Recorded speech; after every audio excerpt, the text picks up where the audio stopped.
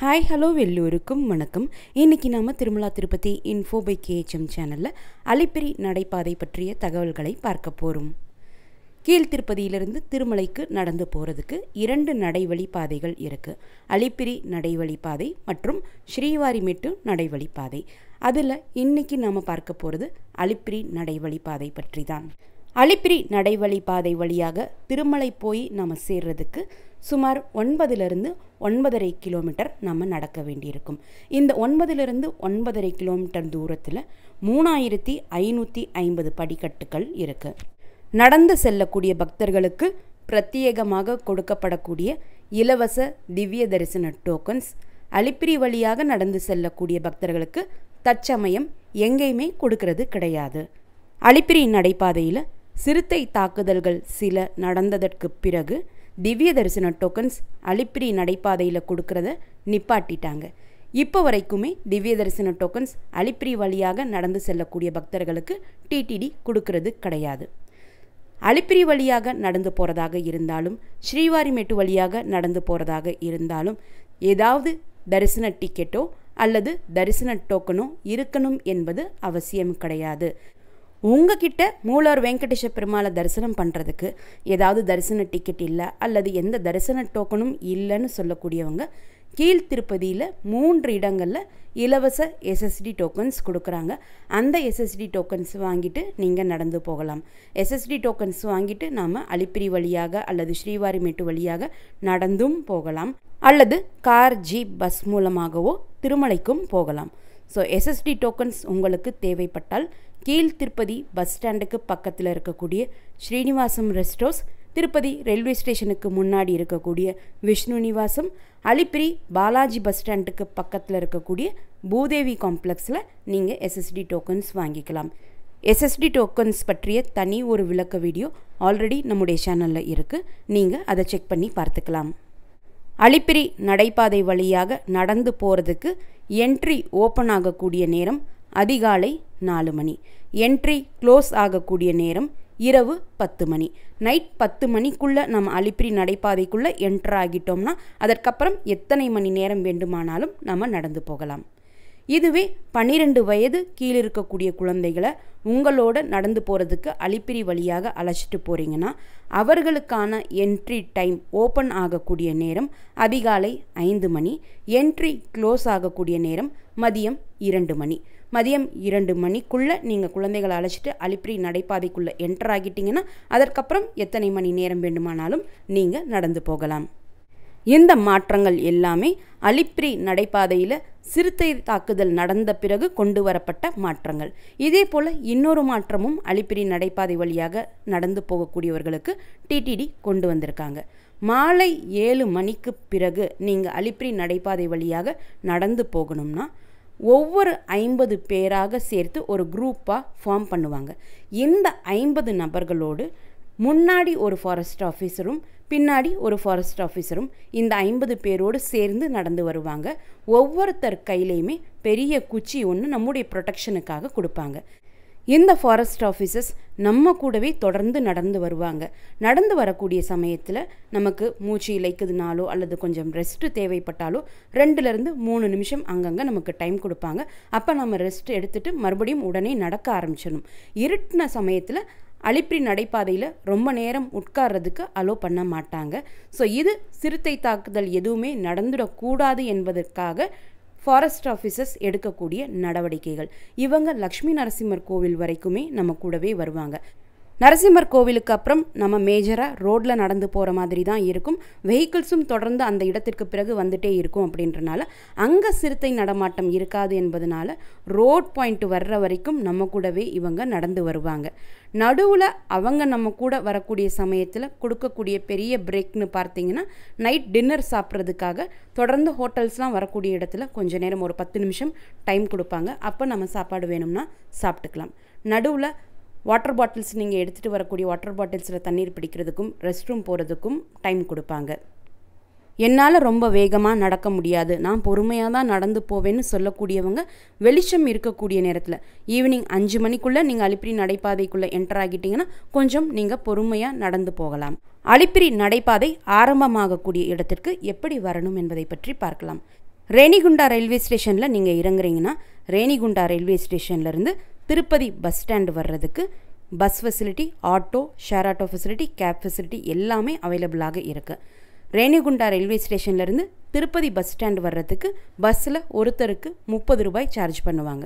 அதே போல் ரேணிகுண்டா ரயில்வே ஸ்டேஷனில் இருந்து திருமலைக்கு போகக்கூடிய டைரக்ட் பஸ்ஸஸும் இருக்குது. அப்படி நீங்கள் திருமலைக்கு போகக்கூடிய டைரக்ட் பஸ்ஸஸில் ஏறுறீங்கன்னா அலிப்பிரி பாலாஜி பஸ் ஸ்டாண்டில் இறக்கி விட சொல்லிடுங்க. அதற்கு நம்மக்கிட்ட ஒருத்தருக்கு 60 ரூபாய் சார்ஜ் பண்ணுவாங்க. 50 ரூபாயிலிருந்து 60 ரூபாய் சார்ஜ் பண்ணுவாங்க. அலிப்பிரி பாலாஜி பஸ் ஸ்டாண்டில் இறங்கி அங்கேருந்து 3-4 நிமிஷம் நம்ம நடந்து வந்தாலே அலிப்பிரி நடைபாதை ஆரம்பமாகக்கூடிய இடம் இருக்குது. அங்கேருந்து நம்ம நடந்து போகலாம். திருச்சானூர் பத்மாவதி தாயார் கோவிலிருந்து அலிப்பிரி நடைபாதை ஆரம்பமாகக்கூடிய இடத்திற்கு டைரக்ட் பஸ் ஃபெசிலிட்டி எதுவுமே கிடையாது. திருச்சானூர் பத்மாவதி தாயார் கோவிலிருந்து திருப்பதி பஸ் ஸ்டாண்டிற்கோ அல்லது திருப்பதி ரயில்வே ஸ்டேஷனுக்கோ வந்து இறங்கி அங்கேருந்து தான் அலிப்பிரி பாலாஜி பஸ் ஸ்டாண்ட் போகக்கூடிய பஸ்ஸஸ் நாம் ஏறணும். திருப்பதி பஸ் ஸ்டாண்டில் இருந்தும் திருப்பதி ரயில்வே ஸ்டேஷனில் இருந்தும் திருமலைக்கு போகக்கூடிய பஸ்ஸஸ் ஃப்ரீக்வெண்ட்டாக இருக்குது. இந்த பஸ்ஸஸில் நீங்கள் ஏறி அலிப்பிரி பாலாஜி பஸ் ஸ்டாண்டில் இறக்க சொன்னீங்கன்னா அவங்க உங்களை ட்ராப் பண்ணிவிடுவாங்க. அதற்கு பஸ்ஸில் ஒருத்தருக்கு 30 ரூபாய் கலெக்ட் பண்ணுவாங்க.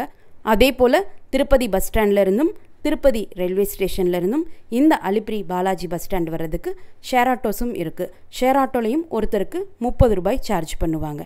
இல்லை நீங்கள் ஒரு ஆட்டோ ஹையர் பண்ணுறீங்கன்னா 120 ரூபாயிலிருந்து 130 ரூபாய் வரைக்கும் கேட்பாங்க.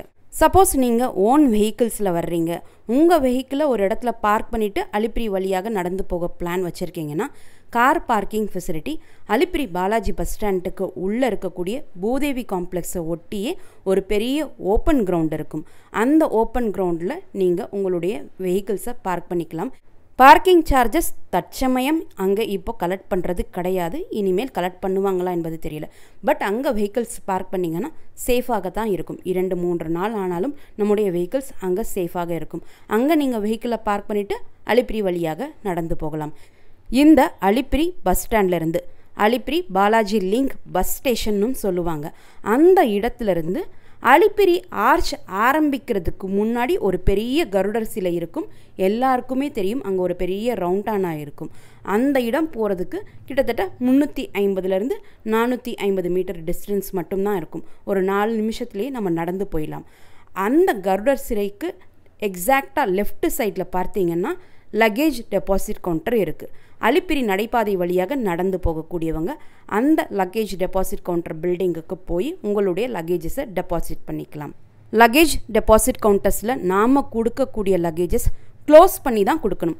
ஐதர் ஜிப் போட்டு க்ளோஸ் பண்ணியிருக்கணும், அல்லது சின்ன சூட்கேஸஸாக இருக்குன்னா அந்த சூட்கேஸுக்கு நீங்கள் லாக் பண்ணி கொடுத்துருக்கணும். இதுபோல் நம்ம க்ளோஸ் பண்ணி கொடுக்கக்கூடிய லக்கேஜஸை மட்டும்தான் அவங்க வாங்கிப்பாங்க. பிக் ஷாப்பர் பேக்ஸ் என்று சொல்லப்படக்கூடிய பெரிய கட்டைப்பையெல்லாம் கொடுத்தோம் அப்படின்னா அவங்க வாங்கிக்க மாட்டாங்க. ஏன்னா அது லாக் பண்ண முடியாது. ஸோ அவங்க நம்முடைய பொருட்கள் மிஸ் ஆகிடும் அப்படின்றனால அதுபோல் க்ளோஸ் பண்ண முடியாத லக்கேஜஸையோ பேக்ஸையோ நம்மக்கிட்ட கலெக்ட் பண்ணிக்க மாட்டாங்க. மொபைல்ஸ் நாம் நடந்து போகக்கூடிய சமயத்தில் நம்ம கூடவே எடுத்துகிட்டு போகலாம். அலிப்பிரி வழியாக நடந்தாலும் ஸ்ரீவாரிமேட்டு வழியாக நடந்து போனாலும் செப்பல் போட்டு நடக்கக்கூடாது என்பது ஒரு ரூல் இருக்குது. ஸோ உங்களுடைய செப்பலையும் நல்ல ஒரு பிளாஸ்டிக் பேக்கில் ரேப் பண்ணி உங்களுடைய லக்கேஜ்குள்ளேயே வச்சு நீங்கள் கொடுத்துடலாம். லக்கேஜ் கொடுத்த உடனே நம்முடைய மொபைல் நம்பருக்கு ஒரு மெசேஜ் வந்துடும். ஒரு ஸ்லிப்பும் நம்ம கையில் கொடுப்பாங்க. இப்போது ஜிபிஎஸ் ஃபெசிலிட்டியெல்லாம் வந்துட்டனால நம்முடைய லக்கேஜ் மேலே திருமலைக்கு போய் ரீச் ஆன உடனே நம்முடைய மொபைல் நம்பருக்கு மெசேஜ் வந்துடும். உங்களுடைய லக்கேஜ் திருமலைக்கு வந்து ரீச் ஆகிடுச்சு, இந்த கவுண்டரில் உங்களுடைய லக்கேஜை கலெக்ட் பண்ணிக்கோங்க அப்படின்னு கவுண்டர் நம்பரோடையே நமக்கு மெசேஜ் வந்துடும். நீங்கள் அலிப்பிரி போய் ரீச் ஆன உடனே ஜஸ்ட் ஒரு 100 மீட்டர்ஸ் நடந்தோம்னா லக்கேஜ் கலெக்ஷன் கவுண்டர் இருக்கும். அங்கே போய் நம்முடைய மெசேஜை காமிச்சிட்டு அவங்க கொடுத்த ஸ்லிப்பை கொடுத்துட்டு நம்முடைய லக்கேஜஸை நம்ம வாங்கிக்கலாம். கீழே லக்கேஜ் டெபாசிட் பண்ணக்கூடிய அந்த பில்டிங்லேயே செகண்ட் ஃப்ளோரில் பெரிய வெயிட்டிங் ஹால் இருக்குது. நீங்கள் நைட் டைம்லாம் வந்து ரீச் ஆகுறீங்கன்னா அங்கே நீங்கள் அந்த வெயிட்டிங் ஹாலில் ரெஸ்ட் எடுத்துக்கலாம். லேடிஸ் அண்ட் ஜென்ஸுக்கு தனித்தனி ரெஸ்ட் ரூம், பாத்ரூம் ஃபெசிலிட்டிஸ் இருக்குது. ஸோ நீங்கள் குளிச்சுட்டு தயாராகிட்டு கூட அதற்கப்புறம் அலிப்பிரி வழியாக நடந்து போக ஆரம்பிக்கலாம். நீங்கள் சின்ன பேக் தான் கொண்டு வந்திருக்கீங்க, நீங்களே நடந்து போகிறப்போ எடுத்துகிட்டு போயிடுவீங்கன்னா அதை நீங்கள் லக்கேஜ் டெபாசிட் கவுண்டரில் கொடுக்கணும் என்பது அவசியம் கிடையாது. நீங்களே கூட தாராளமாக எடுத்துகிட்டு போகலாம். உங்களுக்கு காலில் ஏதாவது பிரச்சனை இருக்குது, ஸ்லிப்பர் இல்லாமல் நடக்க முடியாதுன்னு சொல்லக்கூடியவங்க சாக்ஸ் வியர் பண்ணிக்கலாம். நீங்கள் 2 சாக்ஸாக வியர் பண்ணிட்டீங்கன்னா கல் எதுவுமே குத்தாமல் இருக்கும். அலிப்பிரி நடைபாதை முழுவதுமே சுத்தமாக வச்சுருப்பாங்க. ஸோ எந்த ப்ராப்ளமும் இருக்காது. அதே போல் நீங்கள் உங்களுக்கு தேவையான ஸ்நாக்ஸ் எல்லாமே, ஃபுட்டு, பிரேக்ஃபாஸ்ட்டு, லஞ்ச், டின்னர் எல்லாமே அலிப்பிரி நடைபாதை வழியில் நமக்கு வழி எங்குமே கிடைக்கும். ஸோ அதெல்லாம் நம்ம எடுத்துகிட்டு போகணும் என்பதும் கிடையாது. அதே போல் எம்டி வாட்டர் பாட்டில்ஸ் மட்டும் எடுத்துகிட்டு போனால் போதும். அங்கங்கே வாட்டர் டேப்ஸ் நிறைய வச்சுருக்காங்க, அங்கே நம்ம தண்ணி பிடிச்சிக்கலாம். போகக்கூடிய வழிகளில் மொபைல் சார்ஜிங் பாயிண்ட்ஸும் அங்கங்கே வச்சுருப்பாங்க. ஸோ உங்களுக்கு தேவைப்பட்டால் நீங்கள் மொபைல் சார்ஜ் பண்ணிக்கலாம். அதே போல் ஃபஸ்ட் எய்ட் சென்டர்ஸ், மெடிக்கல் சென்டர்ஸும் வச்சுருப்பாங்க. கால் வலி அல்லது உடம்பு வலிக்குது அப்படின்னா அவங்கக்கிட்ட general medicines, paracetamol medicine, pain killer tablets, pain killer ointments எல்லாம் ஃப்ரீயாகவே நம்ம வாங்கிக்கலாம். சப்போஸ் நீங்கள் எஸ்எஸ்டி டோக்கன் வாங்கிட்டு அலிப்பிரி வழியாக நடந்து போகிறீங்க அல்லது ஏதாவது ஒரு தரிசன டிக்கெட் வச்சுட்டு நீங்கள் அலிப்பிரி வழியாக நடந்து போகிறீங்கன்னா அந்த தரிசன டிக்கெட்டையோ அல்லது எஸ்எஸ்டி டோக்கனையோ நடுவில் எங்கேயுமே ஸ்கேன் அல்லது சீல் பண்ண வேண்டிய அவசியம் கிடையாது. இதற்கு முன்னாடி திவ்ய தரிசன டோக்கன்ஸ் கொடுக்குறப்போ காலி கோபுரத்துக்கு பக்கத்தில் ஒரு முறை அந்த டோக்கனை ஸ்கேன் பண்ணி சீல் வாங்கிக்கணும்னு ரூல் இருந்துச்சு. இப்போது திவ்ய தரிசன டோக்கன்ஸ் கொடுக்காதனால இந்த ரூல் எதுவுமே இப்போ எக்ஸிஸ்டன்ஸில் கிடையாது. ஸோ நீங்கள் எஸ்எஸ்டி டோக்கன் வாங்கிட்டு நடந்து போகிறதாக இருந்தாலும், ஏதாவது தரிசன டிக்கெட் வைத்து நீங்கள் அலிப்பிரி வழியாக நடந்து போகிறதாக இருந்தாலும் அது நடுவில் நம்ம எங்கேயுமே ஸ்கேன் அண்ட் சீல் பண்ண வேண்டிய அவசியம் கிடையாது. அலிப்பிரி வழியாக நடந்து வந்து திருமலைக்கு வந்து ரீச் ஆன உடனே உங்களுடைய லக்கேஜஸை நீங்கள் திரும்ப வாங்கிக்கலாம். லக்கேஜஸை வாங்கிட்டு ரூம் புக் பண்ண விருப்பப்பட்டீங்கன்னா சிஆர்ஓ ஆஃபீஸுக்கு போகணும். அல்லது free lockers, free dormitory halls இருக்கக்கூடிய இடத்திற்கு போகணும்னா அதுவுமே சிஆர்ஓ ஆஃபீஸை ஒட்டியே இருக்குது. கல்யாண கட்டா முடிக்காணிக்கை கொடுக்கக்கூடிய இடங்களும் சிஆர்ஓ ஆஃபீஸை ஒட்டியே இருக்குது. இந்த இடங்களுக்கெல்லாம் எப்படி போகணும் என்ற லைவ் ரூட் வீடியோ ஆல்ரெடி நம்முடைய சேனலில் இருக்குது. லைவ் ரூட் பிளேலிஸ்ட் நீங்கள் செக் பண்ணி பார்த்துக்கலாம். லக்கேஜ் கலெக்ட் பண்ண இடத்துலேருந்து சிஆர்ஓ ஆஃபீஸ் போகிறதுக்கு சுமார் 1.5 கிலோமீட்டர் டிஸ்டன்ஸ் இருக்குது. அதற்கு நடந்து போயிடுவோன்னு சொல்லக்கூடியவங்க தாராளமாக நடந்து போகலாம். இல்லை நிறைய லக்கேஜஸ் வச்சுருக்கோம், சின்ன குழந்தைகளை வச்சுருக்கோம், வயசானவங்களை அழைச்சிட்டு வந்திருக்கோம்னு சொல்லக்கூடியவங்க நீங்கள் லக்கேஜ் கலெக்ட் பண்ண இடத்திற்கு அப்படியே ஆப்போசிட்டில் பார்த்தீங்கன்னா கீதா உபதேசம் பார்க் இருக்கும். அந்த பார்க்கு முன்னாடியே ஒரு பஸ் ஸ்டாப் இருக்கும்.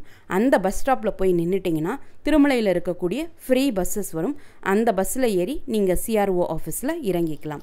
சிஆர்ஓ ஆஃபீஸை ஒட்டியே 3 பிஏசி ஹால்ஸ் இருக்குது. அதே போல் சிஆர்ஓ ஆஃபீஸினுடைய பேஸ்மெண்ட்டில் ஆஃப்லைன் ரூம் புக்கிங் கவுண்டரும் இருக்குது. ஆஃப்லைனில் ரூம் புக் எப்படி பண்ணணும் என்ற ப்ரொசீஜர் வீடியோவும் நம்முடைய சேனலில் இருக்குது. நீங்கள் அதுவுமே பிளேலிஸ்ட்டில் செக் பண்ணி பார்த்துக்கலாம். இந்த தகவல்கள் எல்லாமே உங்களுக்கு பயனுள்ளதாக இருந்திருக்கும்னு நம்புகிறேன். இந்த வீடியோவை நீங்கள் பார்க்குறது மட்டும் இல்லாமல் உங்களுடைய ஃப்ரெண்ட்ஸ் அண்ட் ஃபேமிலி மெம்பர்ஸ் கூட ஷேர் பண்ணும்போது அவங்களுக்குமே ரொம்ப யூஸ்ஃபுல்லாக இருக்கும். நீங்களும் இதுவரை எங்களுடைய சேனலை சப்ஸ்கிரைப் பண்ணதில்லைன்னா மறக்காமல் இப்போ சப்ஸ்கிரைப் பண்ணிக்கோங்க. மீண்டும் ஒரு நல்ல காணொளியில் உங்களை சந்திக்கும் வரை நன்றி, வணக்கம்.